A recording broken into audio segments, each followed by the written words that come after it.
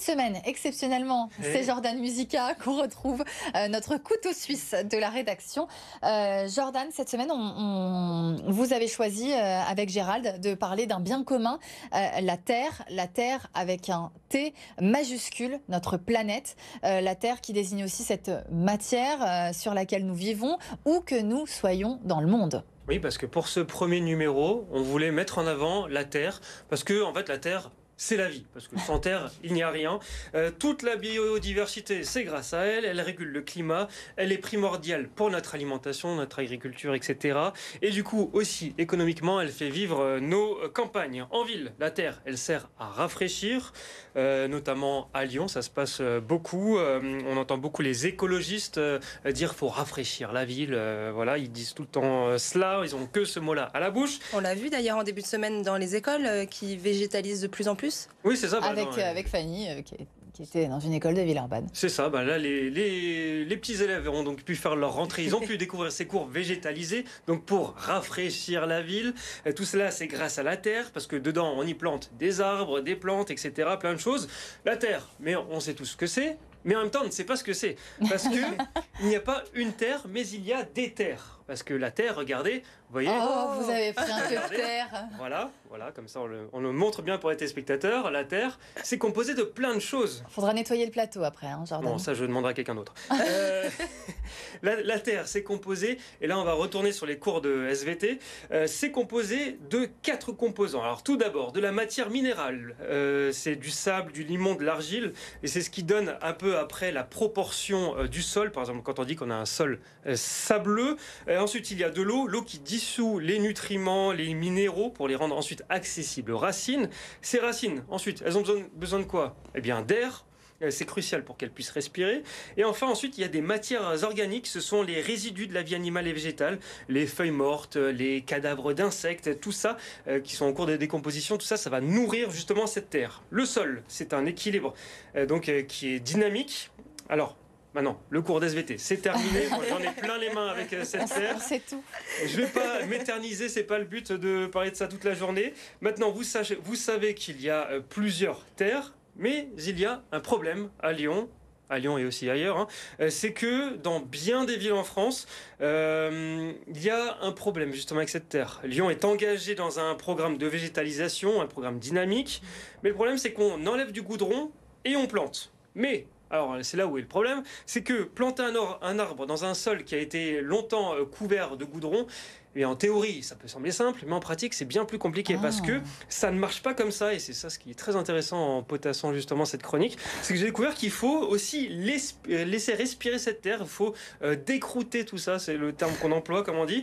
Il faut une terre qui est fertile. Parce que là, en gros, on va dire qu'avec le goudron, elle était totalement à l'arrêt. Oui, donc, il faut la réactiver. Comme une machine. Il faut laisser passer un peu de temps, en fait, c'est ça? Voilà, c'est ça.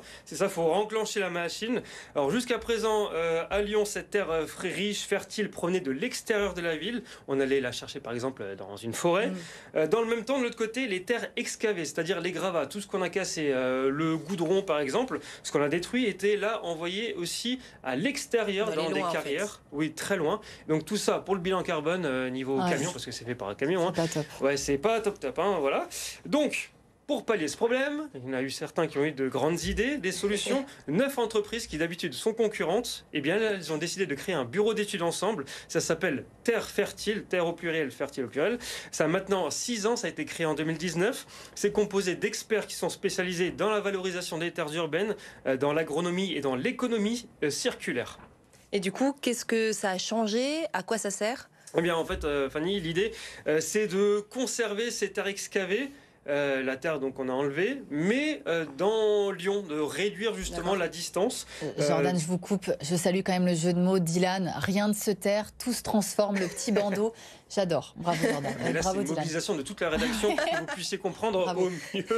Et en parler après autour de la machine à café, par exemple, à vos collègues. Voilà. Donc, alors, du coup, cette terre, la terre excavée avant, qui était envoyée ailleurs, là maintenant, le principe, c'est essayer de la garder et ensuite de la, on va dire, fertiliser, de la rendre bien meilleure. Donc c'est tout le défi de ces experts pour la transformer. Il y a ça dans plusieurs sites de la métropole de Lyon. Il y en a 9. qui sont des sites éphémères. Il y en a un à la Confluence, dans le 2e arrondissement de Lyon, pas loin de chez nous. C'est là d'ailleurs où j'ai récupéré cette terre. Il y en a un à Bron-Paris qui va disparaître. C'est sur le site de l'ancien UC1, la grande barre d'immeuble qui a été détruite. Et il y en a également un à Oulin-Pierre-Bénite, à la Soleil. C'est une ancienne zone d'activité. Oui, c'est ça. Ouais, c'est une zone d'activité qui se transforme avec des futurs logements, des commerces. Gros travaux, on parle quand même d'une surface de 20 hectares. Ne me demandez pas combien ça fait en terrain de football, je n'en sais rien.